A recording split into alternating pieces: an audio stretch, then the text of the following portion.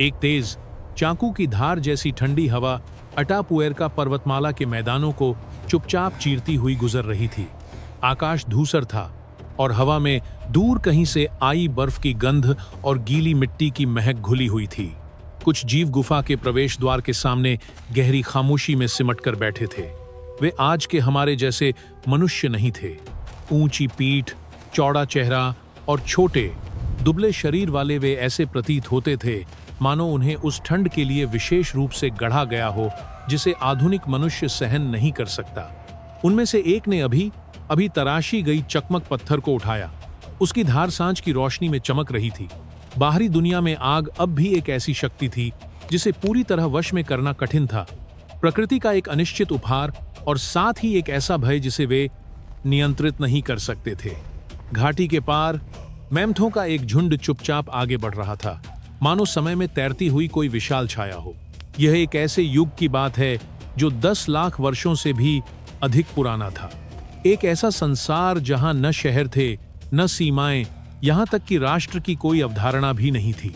केवल एक निरंतर जीवित रहने का संघर्ष था। फिर भी इसी छोटे से भूभाग में एक अनोखा परिवर्तन धीरे धीरे जन्म ले रहा था। यूरोप के पहले मनुष्य अपने निशान छोड़ रहे थे और उनमें से कुछ को जीवित रहने के लिए नरभक्षण का सहारा लेना पड़ा। यही हमारी उत्पत्ति है, मानव इतिहास की भोर की कहानी। इबेरियन प्रायद्वीप में बसने वाले पहले लोग कौन थे? वे बर्फ युग के दौरान विशाल शिकारी जीवों द्वारा शासित इस दुनिया में कैसे जीवित रहे? और शायद इसी क्षण निएंडरथल का कोई अंश आपके डीएनए में अब भी मौजूद हो। हम पृथ्वी की सबसे प्राचीन परतों में उतरेंगे और उस कला के निशानों को देखेंगे जो आदिम होने के साथ साथ शांत सुंदरता से भरी है। स्वयं को तैयार करें। आज की यह यात्रा हमें इबेरियन प्रायद्वीप के पहले निवासियों तक ले जाएगी। इसके मूल को समझने के लिए हमें बरगोस और अटापुएर्का पर्वतों की यात्रा करनी होगी। यह केवल एक पुरातात्विक स्थल नहीं है, बल्कि पूरे यूरोप के प्रागैतिहासिक काल का एक जीवित अभिलेख है और इससे भी अधिक अद्भुत है इसकी खोज की कहानी। 19वीं शताब्दी के अंत में एक खनन कंपनी ने कोयला और अयस्क ले जाने के लिए रेलवे बनाने का निर्णय लिया। पहाड़ों को पार करने के लिए उन्होंने विशाल खाइयां खोदी जो सीधे पर्वतों को चीरती थीं।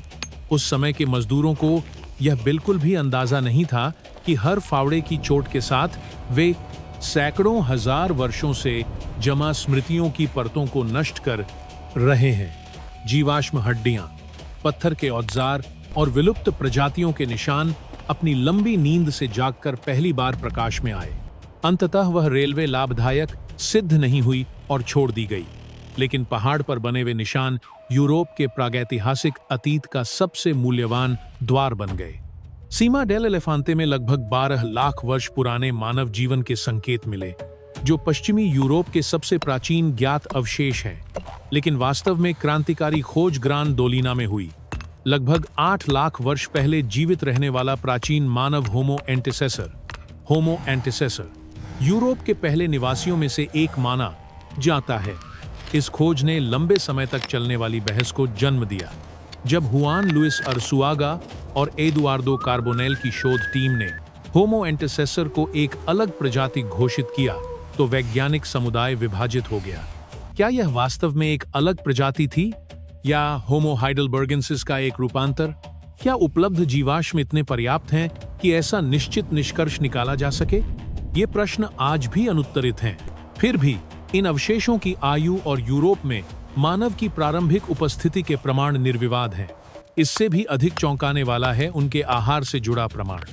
ग्रान डोलिना में मिले कंकालों पर कटने के निशान थे, ऐसे ही जैसे जानवरों के मांस को काटते समय पत्थर के औजारों से बनते हैं। लेकिन ये हड्डियां जानवरों की नहीं, बल्कि मनुष्यों की थीं, जिनमें से कई बच्चों और किशोरों की थीं। होमो एंटेसेसर में नरभक्षण की प्रथा थी।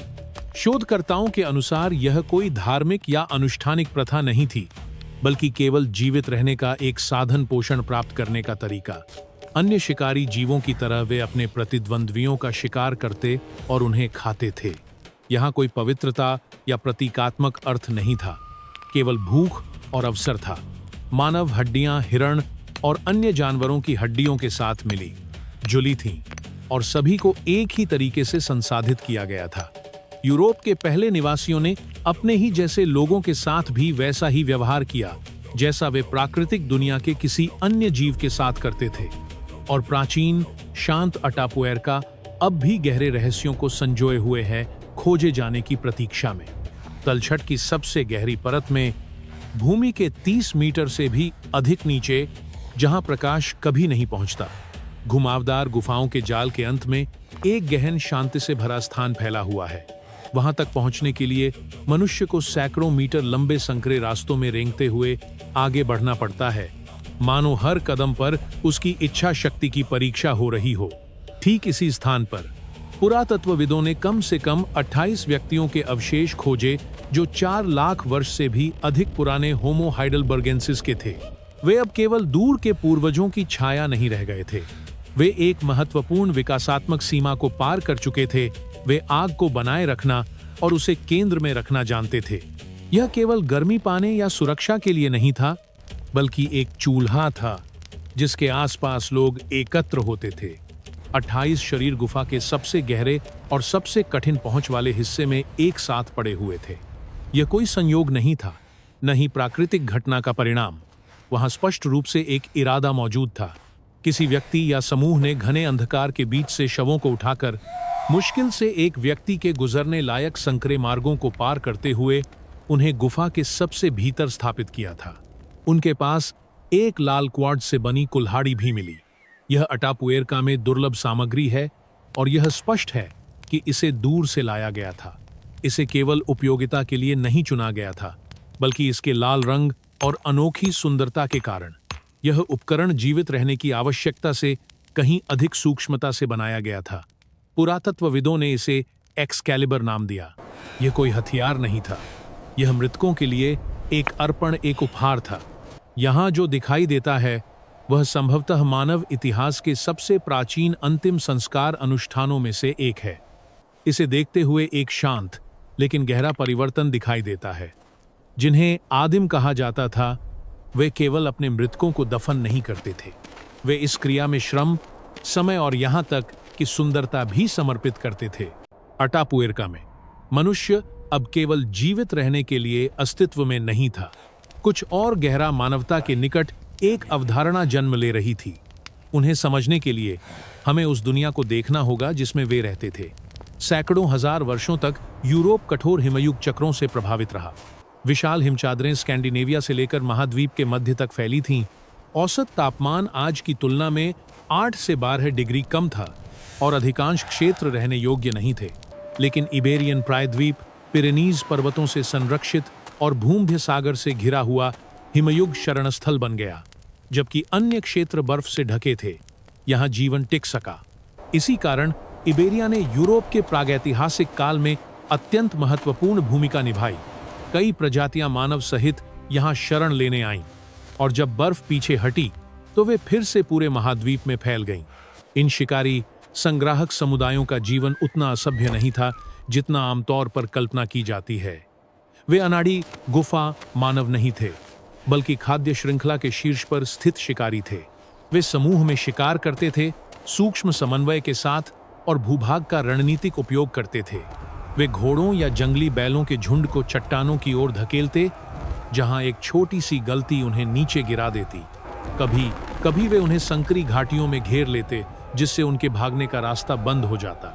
वे जानवरों के प्रवास पैटर्न को भली भांति समझते थे, किस मौसम में, किस स्थान पर और किस समय शिकार सबसे आसान होगा। यह ज्ञान संयोग नहीं था, बल्कि पीढ़ियों से संचित अवलोकन का परिणाम था। उनके उपकरण उनकी बुद्धिमत्ता का प्रमाण थे। चकमक पत्थर के भाले की नोक बनाने के लिए जटिल प्रक्रिया की आवश्यकता होती थी। सही पत्थर चुनना, कभी कभी दूर तक जाकर उसे ढूंढना और सावधानी से उसे तराशना, एक छोटी सी गलती सब कुछ नष्ट कर सकती थी। यह अब केवल प्रवृत्ति नहीं थी, यह तकनीक थी। वे गुफाओं में रहते थे, लेकिन पशुओं की खाल और शाखाओं से खुले में शिविर भी बनाते थे। वे खाल को संसाधित कर वस्त्र बनाते थे और पौधों के बारे में भी गहरा ज्ञान रखते थे। क्या खाने योग्य है, क्या औषधि है और क्या विष है। आग केवल गर्मी का स्रोत नहीं थी, यह भोजन पकाने, हथियारों को मजबूत करने, जंगली जानवरों को दूर रखने और शायद रात में कहानियां साझा करने का केंद्र भी थी। वे अलग थलग नहीं रहते थे। वे 20 से 40 लोगों के समूहों में रहते थे, शिकार और रक्षा के लिए पर्याप्त, लेकिन पर्यावरण के लिए संतुलित प्रत्येक व्यक्ति की एक भूमिका थी। अनुभवी लोग मार्गदर्शन करते थे, युवा अवलोकन से सीखते थे, महिलाएं संग्रह, छोटे शिकार और भोजन की तैयारी करती थीं। बुजुर्ग स्मृतियों को संजोते थे और पानी, रास्तों तथा प्रकृति के संकेतों के बारे में महत्वपूर्ण ज्ञान साझा करते थे। यही मानवता का सार है, केवल जीवित रहना नहीं, बल्कि जीवन को अर्थ देना। और यहीं से कहानी एक नए अध्याय में प्रवेश करती है, एक ऐसा अध्याय जो शांत है फिर भी कहीं भीतर कसक पैदा करता है। क्योंकि इबेरियन प्रायद्वीप केवल हमारे पूर्वजों का आश्रय नहीं था, बल्कि एक अन्य मानव प्रजाति निएंडरथल का अंतिम घर भी था। जिब्राल्टर की चट्टान का वह सिरा जो अटलांटिक महासागर की ओर निकलता है, विशेषकर गोरहेम गुफा में पुरातत्वविदों ने निएंडरथल मानव के इतिहास के अंतिम अध्याय का पता लगाया है। यह एक शांत फिर भी गहरे अर्थों से भरा हुआ अंत है। वे लगभग 28,000 वर्ष पहले तक इस क्षेत्र में मौजूद थे और यूरोप के अन्य हिस्सों से लुप्त हो जाने के बाद भी लंबे समय तक जीवित रहे। इबेरियन प्रायद्वीप के सबसे दक्षिणी छोर पर वे मानो बुझती हुई अंतिम चिंगारी की तरह टिके रहे। इसलिए जिब्राल्टर उनके लिए पृथ्वी का अंतिम आश्रय स्थल रहा होगा। 20वीं सदी के विज्ञान ने निएंडरथल को एक क्रूर, झुके हुए और लगभग संप्रेषण में अक्षम प्राणी के रूप में चित्रित किया था, लेकिन यह चौड़े वे आग का कुशलतापूर्वक उपयोग करते थे और अत्यंत परिष्कृत उपकरण बनाते थे। इतना ही नहीं, वे अपने मृतकों को दफनाते थे और संभव है कि उनके साथ फूल भी रखे जाते थे। यह स्पष्ट रूप से किसी अनुष्ठान का संकेत है। गंभीर रूप से घायल होकर भी जीवित बचे कंकालों की खोज एक महत्वपूर्ण तथ्य दर्शाती है। वे एक दूसरे की देखभाल करते थे। ऐसे व्यक्ति जो शिकार या चलने फिरने में असमर्थ थे, वे हफ्तों या महीनों तक जीवित रहे। यह दर्शाता है कि समुदाय उन्हें सहारा देता था और उनकी रक्षा करता था। यह करुणा का प्रमाण है। दांतों पर जमे अवशेषों के विश्लेषण में कैमोमाइल और यारो जैसे पौधों के निशान भी मिले हैं। ये पौधे पोषण में कम लेकिन औषधीय गुणों से भरपूर होते हैं। यह दिखाता है कि वे न केवल प्रकृति को समझते थे, बल्कि उस ज्ञान का उपयोग उपचार में भी करते थे। वहां प्रारंभिक चिकित्सा और सौंदर्यबोध की शुरुआत दिखाई देती है। इबेरियन प्रायद्वीप के कई स्थलों पर छेद किए गए और लाल रंग से रंगे हुए सीप के खोल पाए गए हैं, जिन्हें आभूषण के रूप में पहना जाता था। इसके अलावा चील और गिद्धों के पंख भोजन के लिए नहीं, बल्कि सजावट के लिए एकत्र किए जाते थे। ये सभी विवरण सौंदर्यबोध और आत्म अभिव्यक्ति की इच्छा को दर्शाते हैं। गोरहेम गुफा में ज्यामितीय रेखाएं, जानबूझकर दोहराई गई तिरछी रेखाएं चट्टानों पर उकेरी गई हैं। यह कोई संयोग नहीं, बल्कि प्रतीकात्मक सोच का प्रमाण है। निएंडरथल केवल जीवित नहीं थे, वे सोचते थे, सृजन करते थे और इस दुनिया पर अपनी छाप छोड़ते थे। वे मजबूत थे, ठंडे वातावरण के लिए पूरी तरह अनुकूलित थे और अद्भुत बुद्धिमत्ता रखते थे। फिर भी वे क्यों विलुप्त हो गए? हजारों वर्षों तक निएंडरथल और होमो सेपियंस इबेरियन प्रायद्वीप में साथ साथ रहते थे। उन्होंने आपस में संकरण भी किया। आधुनिक आनुवंशिकी यह दर्शाती है कि यूरोपीय मूल के लोगों के डीएनए का 1 से 4% हिस्सा निएंडरथल से आता है। इसका अर्थ है कि आज भी इस क्षण आपके शरीर में उनका एक अंश मौजूद है। हालांकि वे स्वयं अब इस दुनिया में नहीं हैं। उनके विलुप्त होने का कारण अभी तक स्पष्ट नहीं है। शायद यह संसाधनों के लिए होमो सेपियंस के साथ प्रतिस्पर्धा थी, शायद कोई बीमारी जिसके प्रति वे प्रतिरोधी नहीं थे, या फिर उनकी आबादी का आकार और प्रजनन दर, या संभव है कि वे धीरे धीरे आनुवंशिक रूप से हम में समा गए। संभवतः इन सभी कारणों का मिश्रण ही इसका उत्तर है। जो निश्चित है वह यह कि उनकी कहानी का अंतिम अध्याय इबेरियन प्रायद्वीप के दक्षिण में लिखा गया और वे लुप्त होने से पहले एक ऐसा निशान छोड़ गए जो कभी नहीं मिटेगा आधुनिक मनुष्यों के रक्त में। लगभग 35,000 वर्ष पहले, जब निएंडरथल इतिहास में विलीन हो रहे थे, एक नया मानव मंच पर आया, होमो सेपियंस, और उनके साथ एक नई चीज आई, कला। कांताब्रिया क्षेत्र की अल्तामीरा गुफा, जिसे पाषाण युग की सिस्टीन चैपल कहा जाता है में एक बिल्कुल नई दुनिया खुलती है। यह नाम अतिशयोक्ति नहीं है।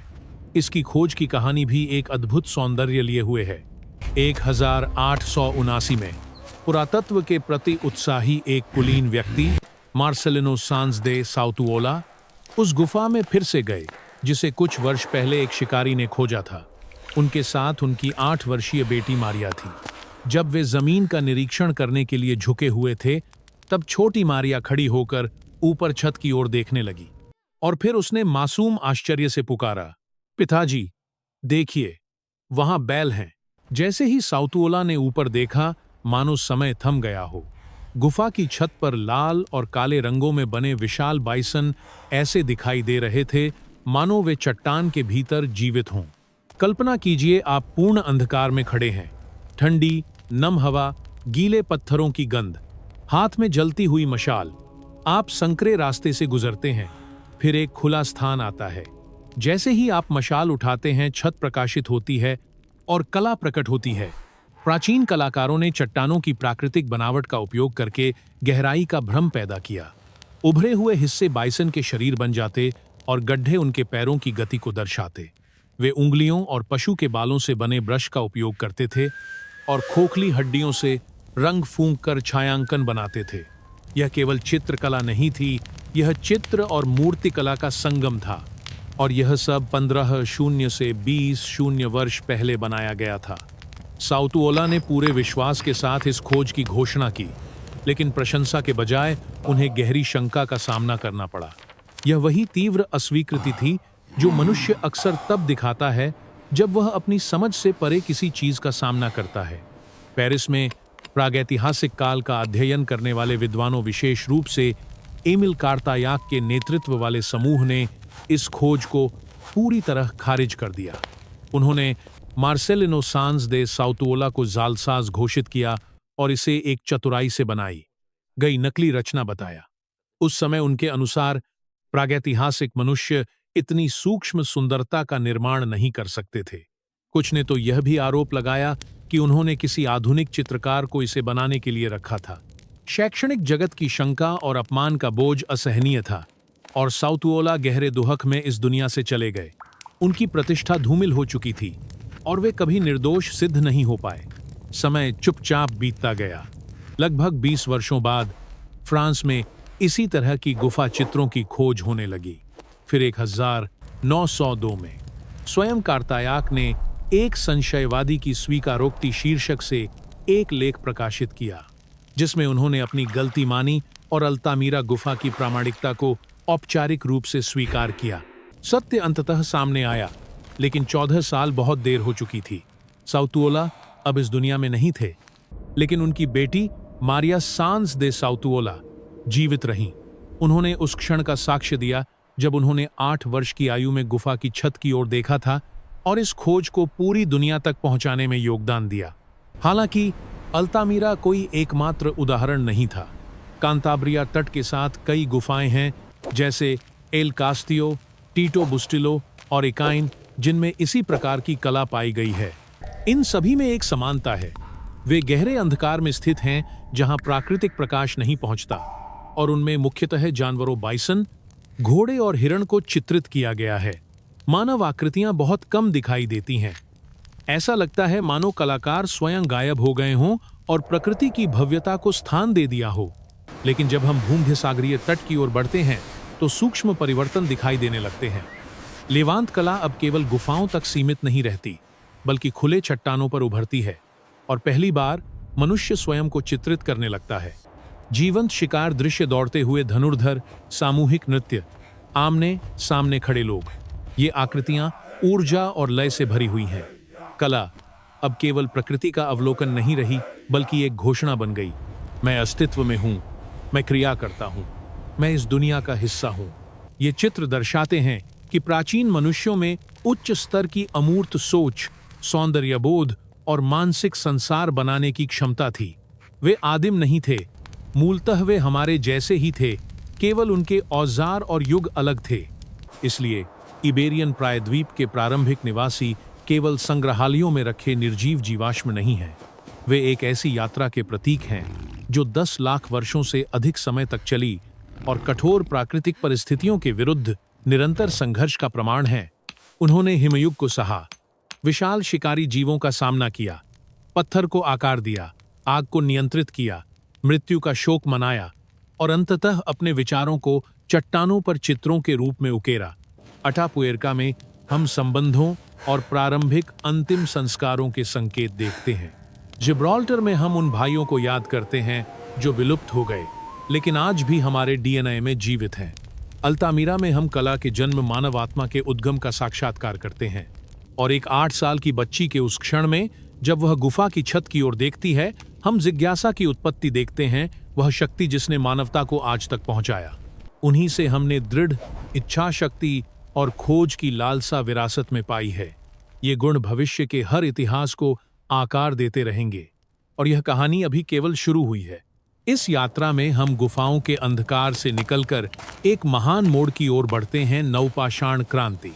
मानव शिकार और संग्रह की जीवन शैली छोड़कर कृषि सीखता है। वे भटकना छोड़ देते हैं और विशाल पत्थर संरचनाएं बनाते हैं जो आज भी अस्तित्व में हैं। और पहली बार एक ऐसा समुदाय उभरता है जिसे सभ्यता कहा जा सकता है। इबेरियन प्रायद्वीप में आपको सबसे अधिक क्या प्रभावित करता है? होमो एंटेसेसर का नरभक्षण, निएंडरथल के विलुप्त होने का रहस्य, या 8 साल की मारिया साउतवोला का वह क्षण जब उसने गुफा की छत की ओर देखकर इतिहास बदल दिया? मैं आपकी राय सुनना चाहूंगा।